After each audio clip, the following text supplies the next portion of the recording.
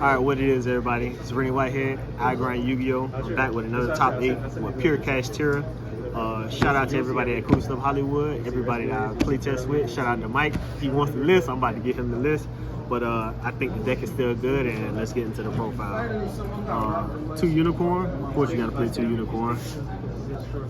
3 Fenrir. It's basic. 3 Rise Heart. Basic. You need to see names. A lot of times I don't see a name and just don't play. 1 Scareclaw. Of course, out's the big cat noir. 3 Ash Blossom. And of course, best hand trap. 3 Shifter. You gotta see it, man. A Rise Heart is gone, but not with that. Not with that. I played 3 Pot. You gotta search. 1 Terraforming. 3 Planet. This card is better than a lot of people thinks with the boost and the pop every standby phase. 3 Theosis. 3 Birth. And then I played 2 Talents. And then I played 3 D-Fissure. I played D-Fissure over macros because going first, you can't get Droll, you can't get Valor. Anything that has to send to graveyard for cost is just not resolving. So you need this to let your combo go off. And basically a lot of decks in the format, Branded Chimera, they need their monsters. Tier, they need their monsters in the grave. So basically this just does half the battle for you. So I played 3 of these. 3 Skill Drain. I play Skill Drain basically for Pearly and the Bird deck. I hate playing those decks, so I just want to make the game easy. And also, like I said, with the Field Spell, this is basically all you need to just win the game, literally. Like, you flip this and then have this. 9 times out of 10, your opponent is going to spam the board, and then they give you more attributes. So all you need is 1 Unicorn. If you have 3 attributes, that's 28. 4, that's 29. So basically, you're winning the game already from there. 3 Imperms. Whenever I'm going first, I take the Imperms out for skill drain, but when I'm going second, I'll play the Imperms. And then the 1 Big Bang. Let's go into the extra deck. Extra deck, 1 Lingarebo for the Ibly lock. You know, people still catch you off guard, especially with Rescue Ace, so I play with that. The new package, I had an IP, and then I had a Little Knight. Basically, you know, people get caught off guard with this, but I came up with a combo to where you special, and then you birth normal this, and then you link off into this, or if you have the IP, you go into this, and then in the extra deck, you'll birth, bring back the monster, Theosis, have 2 monsters, go back into this, Fenrir, or if you have Scareclaw, you get Scareclaw again, use those 2, and then keep the Fenrir or whatever, and then you'll have an extra monster or whatever. So basically, you'll have a Fenrir banish on your opponent's turn, and then whenever they use that up or whatever, you can IP, go into Little Knight, and still, even if you do have standby phase, you can special out another monster, and then you can pop with this. So basically, you have a pop, you have an SP, IP into SP, a banish, and then another banish off the interaction with Fenrir. So basically, you got like 4 interruptions or whatever, and you're locking zones still. So that's basically why I added these 2 in. So you have to play these 2 just for more options. Depending on what decks you play against, that's all you need to win the game. And we're not even talking about skill drain yet or D-Fissure or anything like that. So basically, you cooking with these cards already. So,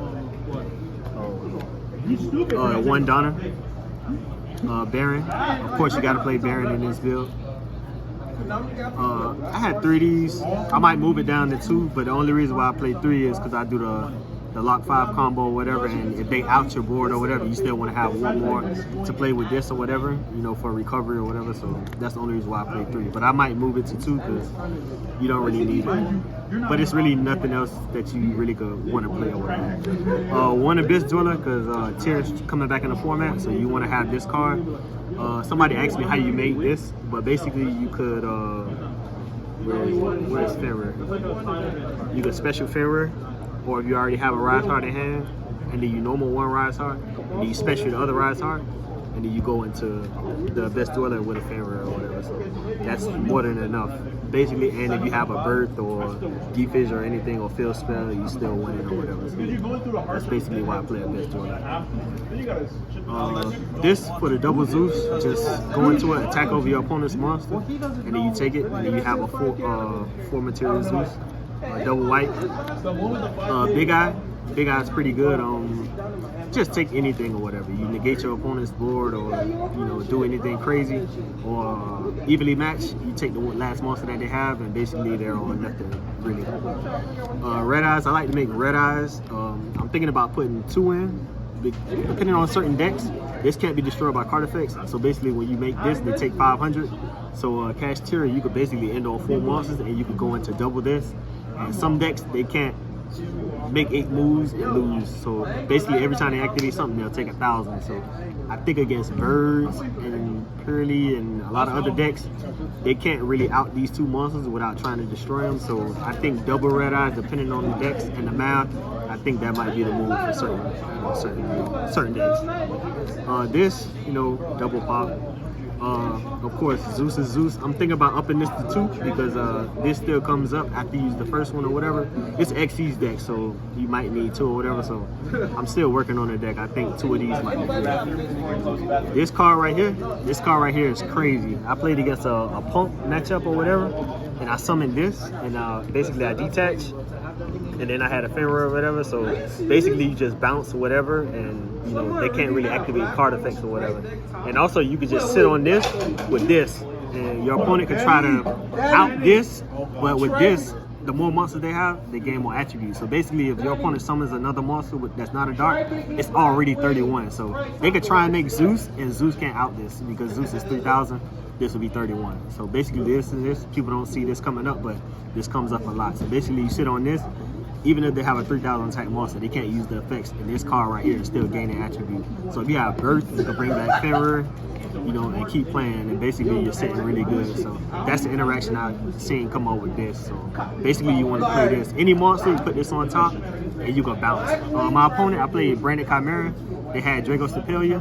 I summoned this, and then I put this on top, bouncing Drago Stapelia. Basically, it is what it is. And then you got a 3K monster just sitting there. That's not nice. Yeah. That's cool. But yeah, so that's if they don't have that, then you can bounce it. But if you have this or whatever, you're sitting good. Let's go into the side deck. 3D Baron, you gotta play a lot of fusion. XC, whatever you just call this, you win the game. If they don't have cross out, but you still win the game. Evenly match, you need to go on a second. 9 times out of 10, it'll resolve. So you play this. I play 2 lava golems. 9 times out of 10, you break your opponent's board. You just combo off after. You don't have a normal summon, but 9 times out of 10, you don't need a normal summon. Then I play the 1 thrust for the evenly and the duster, and the 2 lightning storm going second, whatever, just for an extra copy or whatever. So that's the only reason why I play the thrust. And then I played 3 solemn judgment. Basically, this deck doesn't have a negate, but I want to draw this in the side deck to go first to, negate any problem card that my opponent might catch me off guard with or whatever. But or even a lot of times my opponent try and go to into a Baron or Psychic in or anything like that, you still just negate it and then you win the game from there because they have 9 times out of 10 no follow-up or whatever. So, but this for the negate, I'm also thinking about playing the Bellstar trap or whatever with the Bellstar monster to have a Omni negate going first with the IP stuff. So I'm gonna try that build out and I might create a list with that. But so far, just testing out the list, getting ready for the regional or whatever. So hopefully, I top of the regional and I'll show you all a new list with the updated. But basically, these are the new additions in the deck that you have to play.